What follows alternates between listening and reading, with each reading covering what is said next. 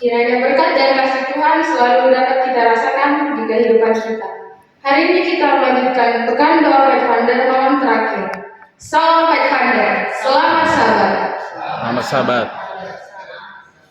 Judul firman Tuhan yang akan saya bawakan adalah berkemah bersama Yesus, belajar bersama Dia. Siapa di sini yang senang berkemah? Pasti kita semua senang berkemah. Ketika kita berkemah, pasti kita akan berkemah bersama teman-teman kita, bersama sesama anggota klub, bersama kakak pembina, ataupun dengan orang tua kita.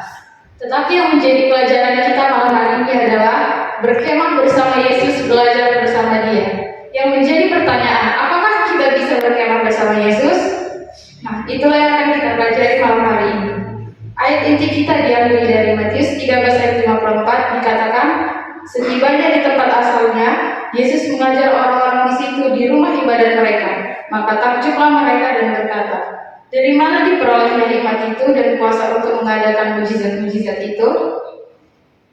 Bapak Ibu, orang muda, saudara yang dikasihi Tuhan, ketika Yesus berada di dunia, Dia mengajar, bukan mengajar seperti orang biasa. Ketika Yesus di dunia, Dia mau mengajarkan tentang pengetahuan Allah, dan setiap perkataan yang diucapkannya penuh dengan hikmat. Hingga pada waktu itu, orang-orang takjub melihat Yesus. Mereka terheran-heran melihat Yesus. Mereka kagum melihat Yesus.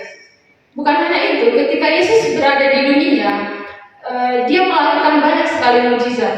Dia menyembuhkan orang yang lumpuh bisa berjalan kembali, orang buta bisa melihat kembali, bahkan orang mati pun dibangkitkan, dan memberi makan 5.000 orang hanya melalui 5 roti dan 2 ikan. Sahabat Pathfinder, apakah perkemahan bersama Yesus itu membosankan atau menyenangkan? Ketika Yesus hadir di tengah-tengah perkemahan, apakah itu dapat menyenangkan semua orang? Belum tentu, karena pasti ada orang yang merasa tidak senang karena mereka berpikir bahwa mereka tidak akan bisa melakukan hal-hal yang tidak baik dengan bebas. Sahabat Pathfinder, di manakah kita berada? Apakah kita berada di kelompok orang yang senang akan kehadiran Yesus atau sama sekali tidak senang dengan kehadiran Yesus? Tapi saya percaya kita senang akan kehadiran Yesus.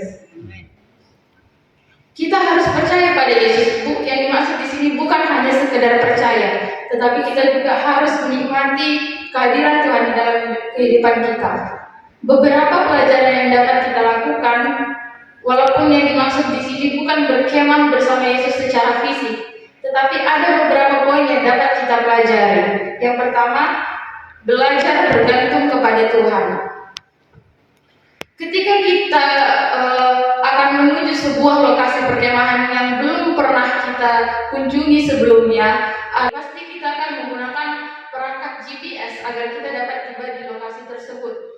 Namun ketika kita tersesat, kita tidak tahu arah, maka kita akan mengandalkan kuasa dan pertolongan dari luar diri kita, yaitu pertolongan Allah. Di dalam perjalanan kita harus memiliki roh penurutan dan kepatuhan kepada Tuhan. Jadi GPS itu kita ibaratkan adalah firman Tuhan.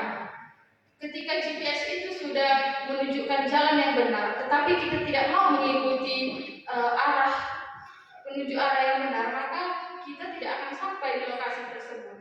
Nah, GPS itu adalah firman Tuhan. Ketika Tuhan sudah memberikan 10 hukum sebagai penunjuk arah.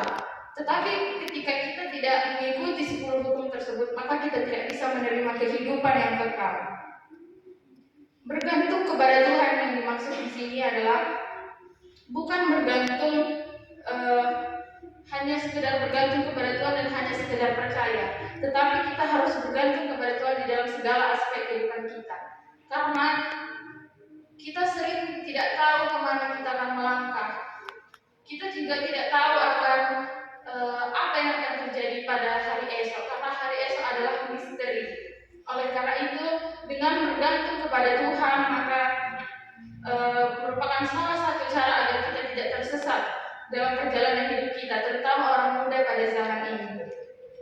Di dalam perkemahan, panitia sudah menetapkan aturan-aturan yang peserta atau anggota Pathfinder harus ikuti. Pathfinder diajarkan agar mengikuti ketentuan yang ada dan belajar bergantung bukan berdasarkan keinginan mereka. Jadi ketika kita berada di lokasi perkemahan, kita tidak boleh bertindak sesuai dengan apa yang kita inginkan. Kita harus mengikuti peraturan dan ketentuan perkemahan yang sudah ditetapkan. Biasanya kalau di Kampore itu ada buku panduan acara. Nah, buku panduan acara itu merupakan penuntun kita di sepanjang perkemahan. Sama dengan halnya Yesus memberikan Alkitab sebagai buku penuntun di dalam kehidupan kita. Di dalam ayat Alkitab Yesaya 55 ayat 8 mengatakan, sebab rancanganmu bukanlah rancanganmu, dan jalanmu bukanlah jalanku. Demikianlah firman Tuhan. Artinya kita tidak boleh mengandalkan diri kita sendiri. Jangan menggunakan rancangan kita, karena rancangan kita belum tentu yang terbaik, tetapi rancangan Tuhan sudah pasti yang terbaik. Yang kedua adalah belajar bekerja sama dan kebersamaan. Ketika kita berada di lokasi perkemahan, pasti kita akan memilih suatu lokasi untuk mendirikan tenda. Nah, untuk mendirikan tenda ini kita harus bekerja sama, tidak boleh hanya sendirian, karena di perkemahan itu kita bukan melakukan apa-apa itu sendirian, tetapi dilatih untuk saling bekerja sama, mengutamakan kepentingan bersama dan bukan mengutamakan kepentingan sendiri. Dalam ayat Alkitab Galatia 6 ayat 2 dikatakan, bertolong-tolonglah menanggung bebanmu. Jadi artinya Yesus ingin setiap pathfinder harus bersedia saling menolong satu sama lain. Misalnya ada seseorang yang egois, dia tidak mau mengikuti kepentingan bersama, dia egois, dia hanya mau keinginannya saja. Yesus tidak mau pathfinder atau orang muda seperti itu, karena Yesus ingin pathfinder itu harus bersedia saling bekerja sama dan tolong menolong satu sama lain. Filipi 2 ayat 4 dikatakan, dan janganlah tiap-tiap orang hanya memperhatikan kepentingan sendiri, tetapi kepentingan orang lain juga. Kalau kita tidak egois, tidak mementingkan kepentingan sendiri dan mementingkan kesepakatan bersama, maka kita akan menerima suatu kebahagiaan. Nah, bekerja sama ini juga bisa kita terapkan di dalam rumah. Contohnya membantu orang tua, membantu mama di rumah, menyapu, mengepel. Yang ketiga adalah memiliki ketahanan dan keberanian. Ketika kita tiba di perkemahan, pasti kita akan menghadapi hal-hal yang berbeda dengan setiap harinya yang kita hadapi. Misalnya suhunya jauh lebih dingin, penerangan yang minim, kemudian alat empuknya mungkin tidak seempuk ketika kita tidur di rumah. Nah, jadi perkemahan itu juga melatih para pathfinder untuk berani meninggalkan kenyamanan dan tahan menghadapi segala kemungkinan. Nah, jadi pathfinder juga diharapkan untuk berani menghadapi segala kemungkinan, bahkan baik itu menyenangkan ataupun itu mengecewakan sekalipun.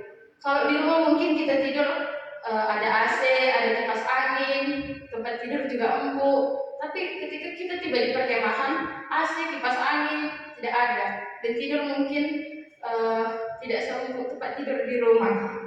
Nah, perkemahan itu juga mempersiapkan pathfinder agar lebih siap menghadapi tantangan yang jauh lebih besar lagi. Ketika ada sesuatu kemungkinan, pathfinder harus bersedia, harus siap untuk menghadapi hal tersebut. Misalnya, panitia sudah janji bahwa akan ada makan malam, tapi karena banyaknya faktor, nah jadi makan malamnya ditiadakan.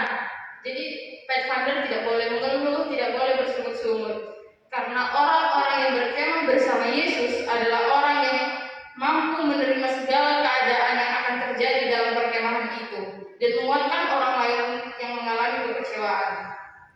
Jadi pathfinder harus siap menerima segala keadaan, walau kadang itu menyenangkan ataupun mengecewakan. Yang keempat adalah merawat alam dan lingkungan. Siapa kita yang tidak senang dengan alam? Pasti kita senang dengan alam, karena alam ada pohon, ada gunung-gunung, ada bunga-bunga yang indah, burung-burung di udara. Tuhan menciptakan lingkungan dunia ini sangat indah. Tetapi karena dosa-dosa manusia, lingkungan ini menjadi rusak. Perkemahan selalu berhubungan dengan alam. Banyak orang yang mengaku bahwa diri mereka adalah pecinta alam, padahal belum tentu mereka itu benar-benar mencintai alam. Ketika mereka masih merusak alam lingkungan, mereka belum sepenuhnya pecinta alam. Kalau mereka masih menemukan sampah yang berserakan, mereka belum tentu pecinta alam. Tuhan menginginkan kita untuk bersukacita menikmati alam. Berkemah bersama Yesus artinya para Pathfinder harus mencintai alam. Ketika Adam dan Hawa tinggal di Taman Eden, mereka merawat Taman Eden dengan baik. Mereka jaga Taman Eden, mereka rawat Taman Eden. Nah, Tuhan menciptakan dunia ini untuk dijaga dan dirawat, bukan untuk dieksploitasi. Ada satu pecinta alam yang mengatakan, jangan ambil apapun kecuali gambar, jangan meninggalkan apapun kecuali jejak kaki, jangan membunuh apapun kecuali waktu. Jadi artinya di sini kita itu harus mempertahankan kelestarian alam. Dengan kita mempertahankan kelestarian alam juga merupakan salah satu cara kita untuk menyenangkan Tuhan sebagai pemilik alam semesta. Karena di surga, ketika kita tiba nanti di surga, setelah kita diselamatkan, kita juga akan tinggal di alam. Maka Pathfinder harus menjaga alam. Mengasihi Tuhan berarti juga memelihara alam. Dengan memelihara alam, maka itu merupakan cara kita untuk menghormati dan mengasihi Tuhan. Yang menjadi kesimpulan pelajaran kita pada hari ini adalah berkemah bersama Yesus artinya kita itu mendapatkan pengajaran yang baik dan positif. Ketika kita tersesat, kita tidak tahu kemana kita akan pergi, kita tidak tahu arah, maka kita akan mengandalkan kuasa dari luar diri kita. Nanti kita juga akan tiba di perkemahan surga kelak. Berkemah bersama Yesus juga mengajarkan bahwa kita tidak boleh egois, tidak boleh mendahulukan kepentingan pribadi. Kita harus mendahulukan kepentingan bersama. Karena itu merupakan salah satu cara kita untuk membalas pengorbanan Yesus yang telah rela mati di kayu salib. Yesus kasihnya sungguh luar biasa. Kita tidak perlu takut dengan hal-hal yang mengecewakan di dunia ini.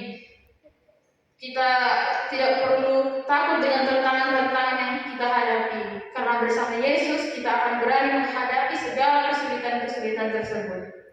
Alam akan menceritakan segala kemuliaan Allah, dan dengan menjaga alam merupakan salah satu cara kita, orang muda, terutama orang muda, mengasihi dan menghormati Allah. Inilah firman Tuhan yang dapat saya bawakan. Terima kasih, Tuhan Yesus memberkati.